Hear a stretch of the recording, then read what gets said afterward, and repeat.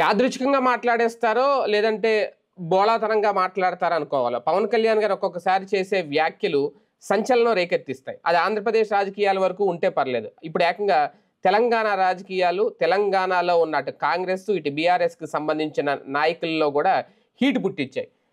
రాజోలు పర్యటనలో ఆయన చేసిన వ్యాఖ్యలు కోనసీమకు దిష్టి తగిలేసింది. అది కూడా తెలంగాణ విభజన సమయంలోనే తగిలేసింది. అంటే ఆయన మాట్లాడిన మాటలు వింటే కనుక చాలా క్యాజువల్గా మాట్లాడేసినట్టు అనిపించింది. ఆయన చాలా బోళాతనంగా మాట్లాడేశారు అనుకోవాలో ఏంటో తెలియదు. కాకపోతే అక్కడ తెలంగాణ వాళ్ళు కోనసీమకు దిష్టి పెట్టారు అనే పదం అయితే మాత్రం తెలంగాణ నాయకులకి నచ్చలేదు.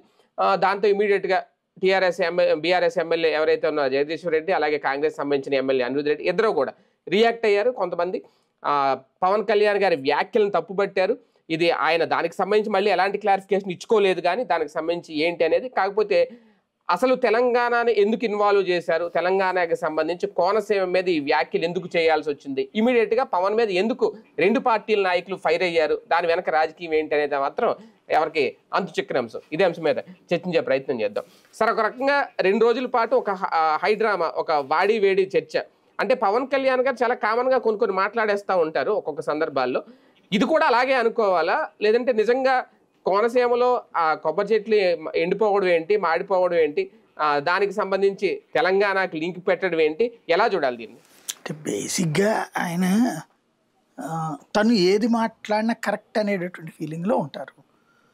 ఇంకోటి, తెలంగాణ ఉద్యమం రావడానికి కారణమైతే ఆయన చెప్పింది కరెక్టే కదా. దిష్టి తీసి పక్కన పెట్టండి.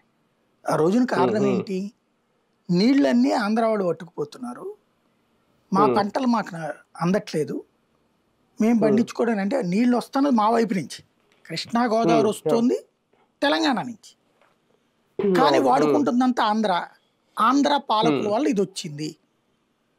మా ప్రాంతాలు కేసీఆర్ కూడా నేను దుఃఖిస్తున్నాను, నీళ్లు మా పక్క నుంచి వెళ్తుంటే అదే ఆంధ్రప్రదేశ్లో కృష్ణా గుంటూరు జిల్లాల నుంచి అటు గోదావరి దాకా పోతా ఉంటే పచ్చగా 2 వైపుల పొలాలు కనబడతాయి. అది చూసినప్పుడు నాకు దుఃఖం వస్తుంది.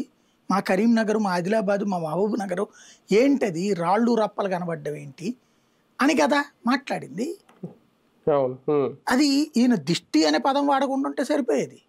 కాకపోతే క్యాజువల్గా మాట్లాడారు, ఇంకా వాళ్ళని దూషించలేదు. అది తెలంగాణ వాళ్ళ దిష్టి అనేటటువంటి పదం కాకుండా తెలంగాణ వాళ్ళు ఫీల్ అయినట్టు ఇక్కడ అయిందంటే సరిపోయేది.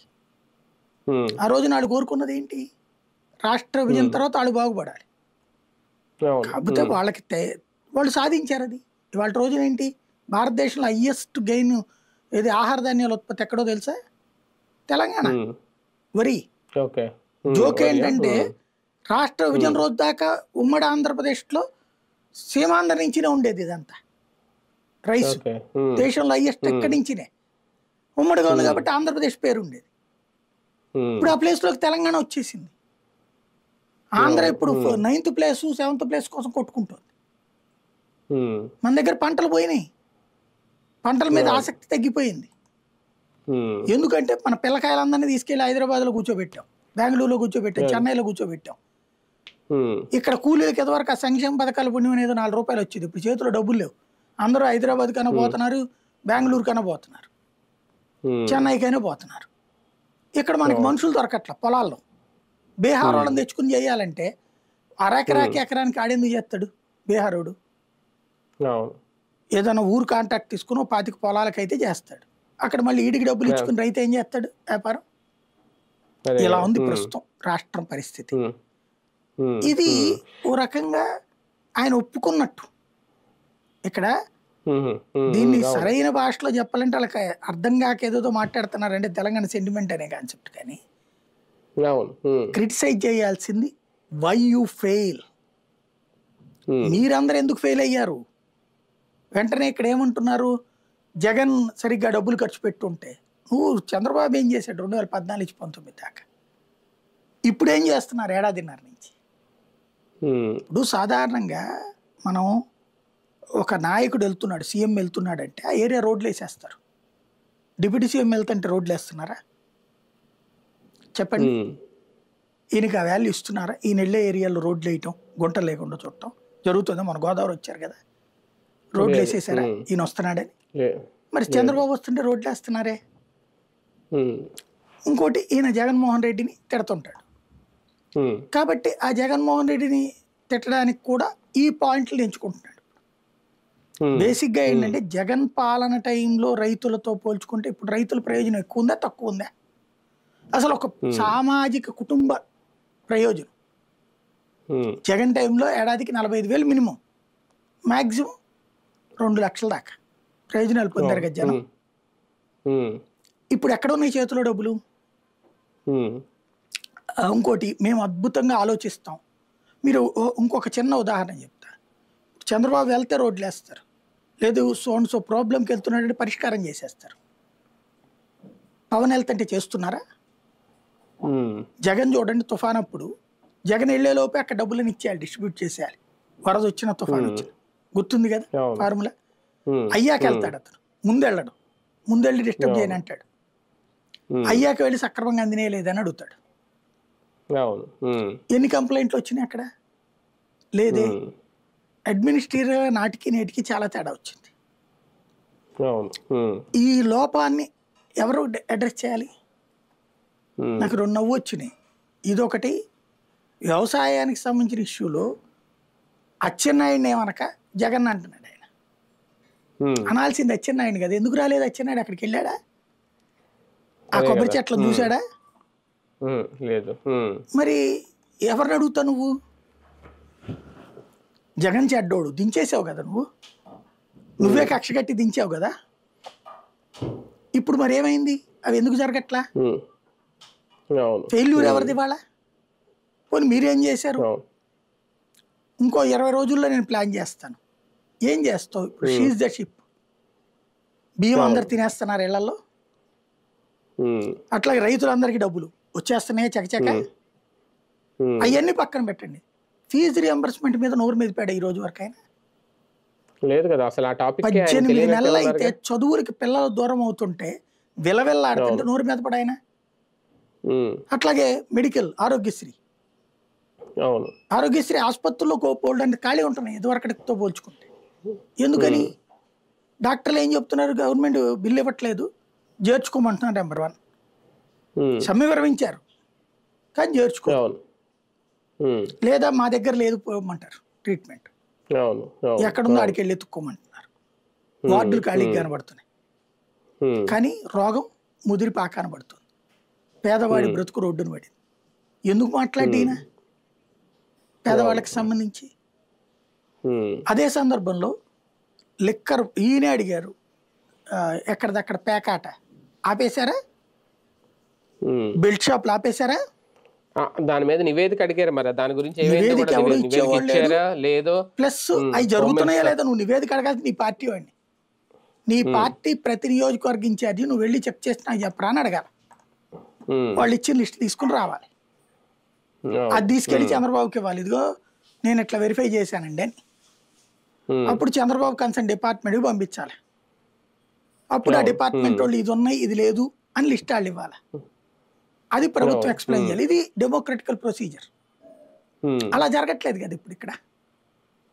బేసిక్ గా ఓవరాల్ గా ఏమైపోతుంది అంటే ఒక్కటిసారి ఇక్కడ ఏ అంశం చూసుకున్నా, ఇప్పుడు ఈ తెలంగాణ గురించి మాట్లాడినా, ఇంకొకటైనా అపరిచిత వ్యక్తి అయినా, ఏదైనా సరే పవన్ కళ్యాణ్ గారు లీడ్ తీసుకుంటే దానికి టీడీపీ అంటే సపోర్ట్ చేయాలని నేను అన్నగాని, దాని గురించి టీడీపీ కానీ వాళ్ళకి సంబంధించిన నాయకులను ఎక్కడా మాట్లాడట్లేదు. అలాగని వాళ్ళు తీసుకున్న అంశాల గురించి వీళ్ళు ఎక్కడా మాట్లాడట్లేదు. కానీ పొత్తులో ఉన్నారు, ఉమ్మడిగా ప్రభుత్వం అయితే కొనసాగుతుంది. ఎలా చూడాలి దీన్ని? బేసిక్గా ఒకటి, సాధారణ జనసేన కార్యకర్త అయితే కడుపు మంటతో రగిలిపోతున్నాడు. అదే సందర్భంలో సాధారణ తెలుగుదేశం కార్యకర్త ఇంకా మాకు రాలేదు కదా అన్న అసంతృప్తితోనూ ఉన్నాడు. వీళ్ళకి ఇవ్వడం వల్ల మాకు తగ్గింది కదా అన్నటువంటిది కూడా. ఇద్దరి కార్యకర్తలు అసంతృప్తి ఉంది తప్పించి తృప్తి లేదు. తృప్తి పోని పాలనలో తృప్తి పడదామా? ఏమని చెప్పుకుంటారు? ఏ కార్యకర్తని, జనసేన కార్యకర్తని, తెలుగుదేశం కార్యకర్తను పెన్షన్ ఇప్పించగలిగాడా? కొత్తది ఒక ఫీజు రియంబర్స్మెంట్ ఇప్పించగలిగాడా? ఒక ఆరోగ్యశ్రీ ఇప్పించగలిగాడా? ఇంకెందుకు ఆ పోస్టులు? అడుగుదన్నా ఆల్రెడీ ఇచ్చే డబ్బులు నువ్వు ఫోటో దిగితే ఉపయోగం ఉంది. కాబట్టి గ్రౌండ్ లెవెల్ కార్యకర్తలు నలిగిపోతున్నారు. ఈ అసంతృప్తిని డైవర్ట్ చేస్తున్నారు వీళ్ళిద్దరు కలిసి నాయకులు తెలివిగా.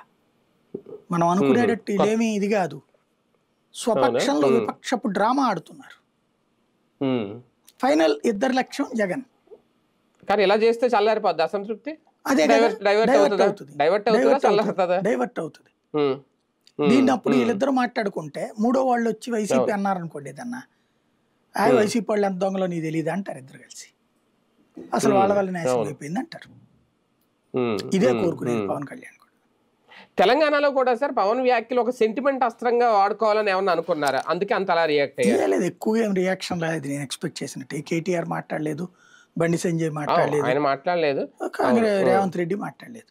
దాని కింద స్థాయి చోట అంటేనే ఇష్యూ వాళ్ళు లైట్ తీసుకున్నారు. ఎందుకంటే వాళ్ళందరూ కూడా పవన్ కళ్యాణ్ అభిమానులే, రాజకీయ అభిమానులు, చంద్రబాబు గారిని అభిమానిస్తున్నారు కాబట్టి కాంగ్రెస్ పార్టీ. జగదీశ్వర్ రెడ్డి బీఆర్ఎస్ మాజీ మంత్రి, ఆయన ప్రస్తుతం ఎమ్మెల్యే, వాళ్ళ స్థాయి ఆయన కొంచెం ఘాటుగానే రియాక్ట్ అయ్యాడు. నేను అనేది అగ్రనాయకత్వాలు ఏమైనా ఇదే ఇదివరకు అయితే కేసీఆర్ ఏమనేవాడు, బహిరంగ సభ పెట్టి ఏమయ్యా ఎవడతను ఎవడాడు ఆ పేరేంటి సినిమా పేరు అనేది మాట్లాడతాడు, అట్లాగా మాట్లాడతాడు, రెచ్చగొట్టేస్తాడు.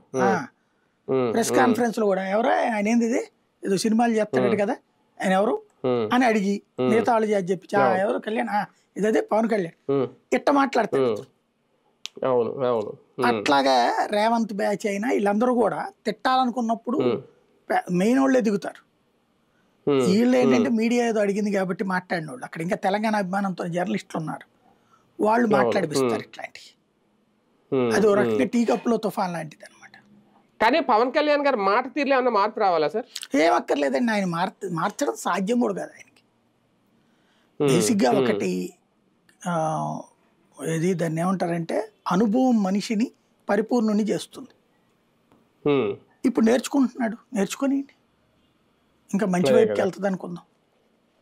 అదే కదా, రైట్ రైట్. చూద్దాం. మొత్తానికి పవన్ కళ్యాణ్ గారు చేసిన వ్యాఖ్యలు అయితే తెలంగాణలో కాస్త హీట్ పుట్టించాయి. నిజంగా ఇప్పుడు అనుకున్నట్టు ఆ స్థాయిలో కేటీఆర్ స్థాయిలోనో, కేసీఆర్ స్థాయిలోనో, రేవంత్ రెడ్డి స్థాయిలో రియాక్ట్ అవ్వలేదు, కానీ ఎమ్మెల్యేల స్థాయిలో అయితే రియాక్షన్ వచ్చింది. దానికి సంబంధించి అలాగని చెప్పి ఇటువైపు నుంచి కూడా ఎలాంటి క్లారిటీ అయితే ఇవ్వలేదు. పవన్ కళ్యాణ్ గారి వ్యాఖ్యలు అయితే ఆంధ్రప్రదేశ్లో చేసిన వ్యాఖ్యలు తెలంగాణలో 2 రోజుల పాటు ఒక హై డ్రామాకి అయితే తెరలేపాయని చెప్పాలి. ఇంకా భవిష్యత్తులో ఆయన మాట తీరులో ఏమైనా మార్పు వస్తుందా, లేదంటే ఇలాగే కంటిన్యూ అవుతారా? ఇది కూడా ఒక ఆంధ్రప్రదేశ్ రాజకీయాలకి పనికొచ్చే వ్యూహమైన వేచి చూద్దాం.